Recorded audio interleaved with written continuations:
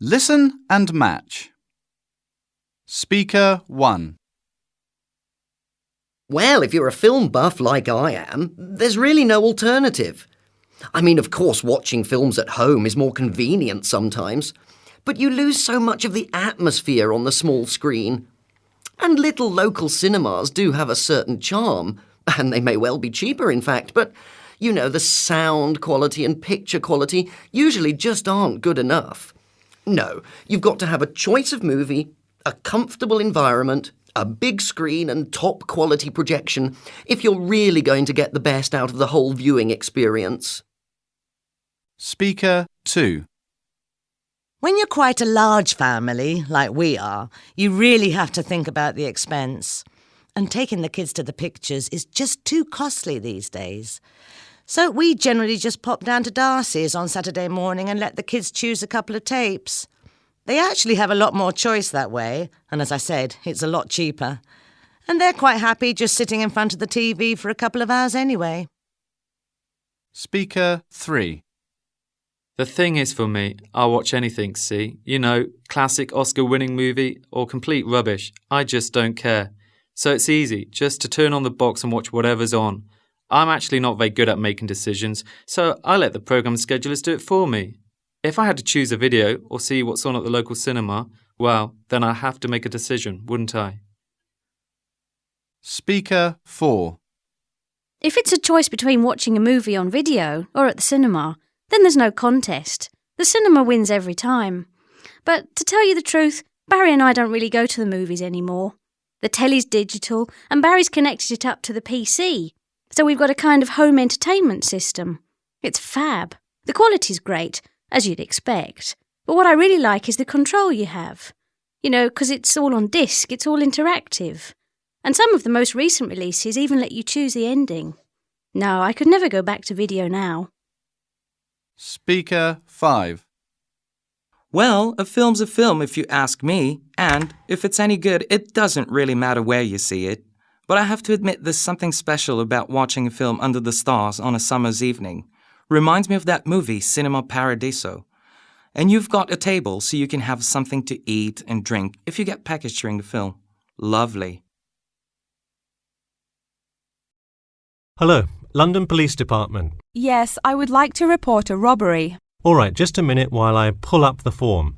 OK, could you give me your first and last name? Anna Grieg. Anna Gregg. G-R-E-G? No, Grieg. G-R-I-E-G. Got it. All right, moving on. Gender, female. Date of birth? 15th of March, 1980. All right, thanks. Just a few more personal information questions, and then we can address your claim. All right. What's the address? 4 Ellendale Street. That's Ellendale. Oh, right, Ellendale Street. Yeah, we've had a lot of break-ins in that area lately. And the postal code? W5 2AT. And are you a citizen of the UK? No. OK. What type of citizenship do you have? Well, I lived in the United States for most of my life, but I am actually of Grenadian nationality. OK. So is that the country that issued your passport? Yes. All right. And what is the crime you're reporting? I already said a robbery. Oh, right. Sorry, this is about the 100th robbery report I've filled out today. Have you had any prior break-ins? In the building or just my flat? The unit below mine got broken into last year. No, just your flat. Oh, then no, not here. All right, let's see here. Can you think of anything that was out of the ordinary around your building, or anyone who may have had reason to do this?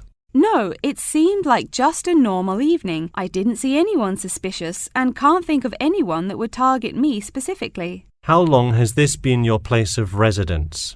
Let me think. I moved in on February 1st and it's October, so it's been about 8 months already. Wow, time flies. And that is just for Ellendale, yeah? Yes, I have lived in the UK for just over 1 year. I see. Can you give me the first and last names of all members of the household? Actually, I live alone. OK, so no other occupants. And can you give me a brief account of what happened? I left to go to a dinner party at 6 p.m.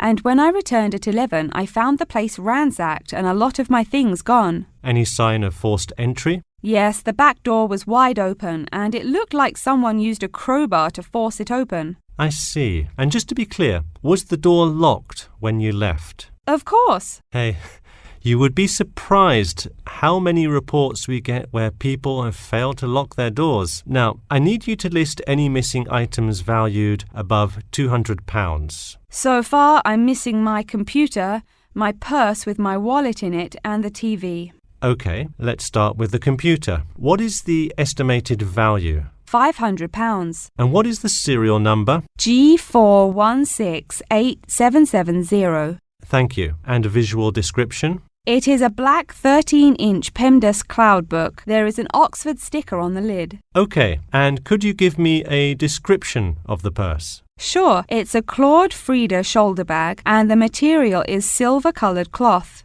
Price? £300. OK, that concludes my report. I'll submit it and we'll let you know of any developments.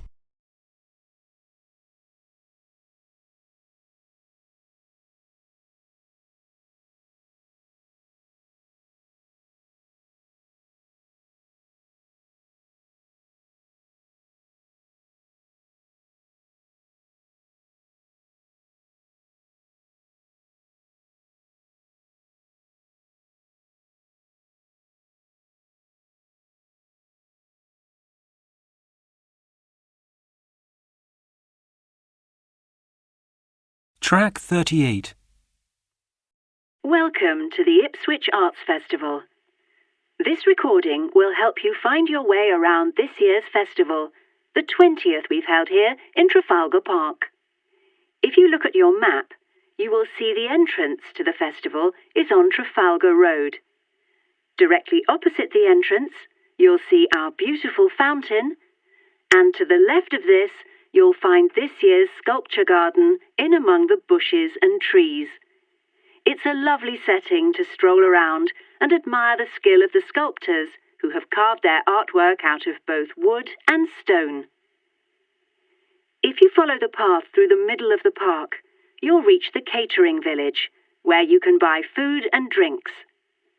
Just past there is an area between the catering village and the toilets, where you'll find a display of paintings, all done by local artists. There's a wide range of wonderful paintings, from portraits to local landscapes. This year, we have a special exhibition of work by amateur artists from our town. If you then go back past the catering village, on the left is this year's craft market. This is always a popular area of the festival, where you can admire the craft work of our talented exhibitors. As always, we have live bands playing throughout the festival. There will be a range of music to suit all tastes, from classical to jazz and rock. So please consult your program to find out when your favourite musicians will be performing on stage. The stage is just to the right of the entrance. As well as live music, we also have a special section for literature lovers this year. You'll be able to listen to a variety of authors reading from their latest works, and it's wonderful to hear the writers bring their own words to life. From the stage, go along the path towards the toilets at the bottom left of the map. Carry on round, keeping the toilets on your left, and you will see the author area on your right. In the very top left-hand corner of your map, you'll see another set of toilets and the information booth nearby. Right next to the information booth, you'll be able to enjoy our Theatre in the Park performances. Our very talented and professional group of actors will be performing extracts from classical and modern plays. These will take place each evening from 5 till 8, so don't miss out.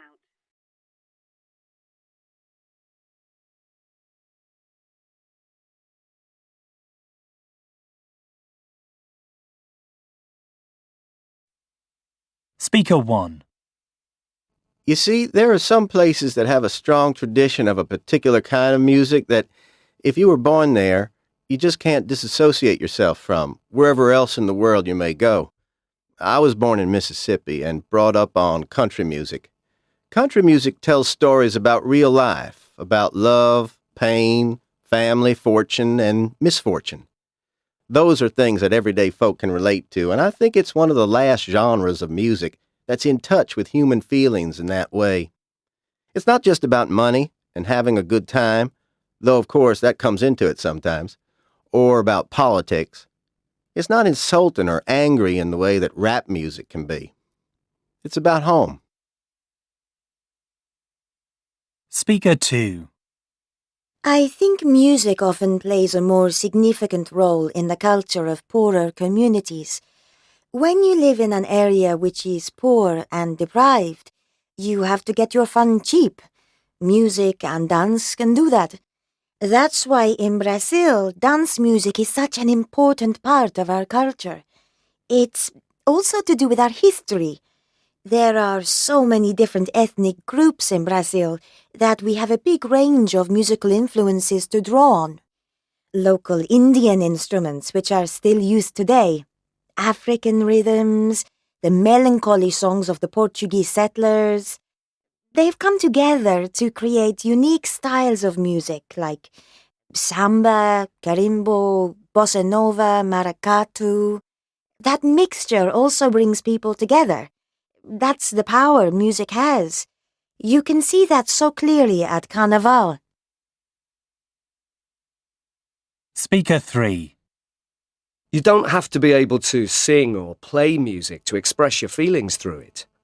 Millions of teenagers have been able to express their feelings of frustration at not being understood, or of boredom, or anger, or of wanting to break free from the pressures of school and home by listening to rock music. They hear the very same sentiments they're feeling, expressed in lyrics that are supported by a compelling tune or beat. I was brought up with punk rock, which was a kind of do-it-yourself, non-commercial, fast rock music. The music was saying, we reject all this commercial package stuff you're trying to sell us. Let's just keep the music simple and honest. And it hit a chord with us, for sure. Speaker 4. I love hip-hop. I love that it came from just ordinary, average people who wanted to make a better life for themselves from music.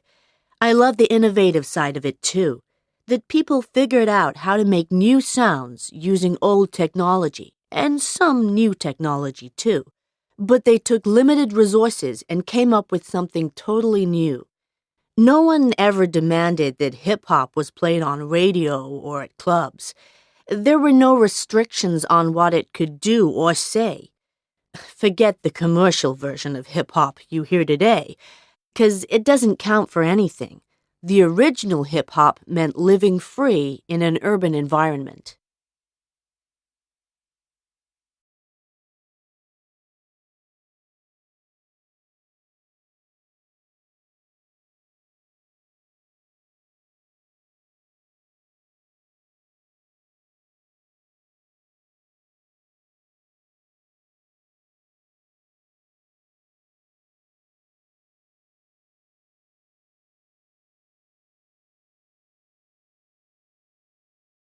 So, tell me about your research project, John.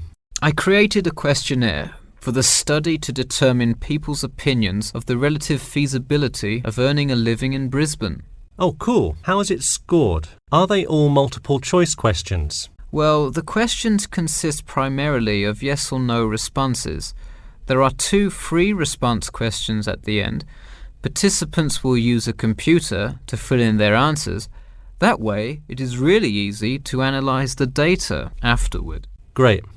It sounds like you have a pretty solid idea of what you should do. Just don't forget to submit a copy of your plans to Professor Curran by the 15th. Oh, I almost forgot. You don't do it for the high grade or appraise, but he can review and give you feedback. Right, that will be helpful. He has been conducting studies like this for 30 years now. Yep. Oh, and I'm curious. Are you going to be in the room giving subjects directions for the questionnaire? Well, I think the instructions will be provided by another representative who will not be analysing the data. I want them to feel they can answer and be completely anonymous, so I will not be in the room. Anonymity is really important for this study. I agree. Good idea. You should tell the representative to remind subjects to fully consider both sides of each issue. Sometimes it's really easy to immediately check yes or no without stopping to think about it completely. That's so true. It's like a race to finish the questionnaire first or something. I'll make sure to include that in the instructions. This report has to be perfect. Wow, what's the big deal? I know it's part of your grades and all. Well, it's that, but also a well-executed study could grab the attention of faculty in the department, which would be a huge deal. So, for attention? No, silly. I mean, I could really gain the respect of professors who may later take me on as a graduate student in their labs. Oh, I see.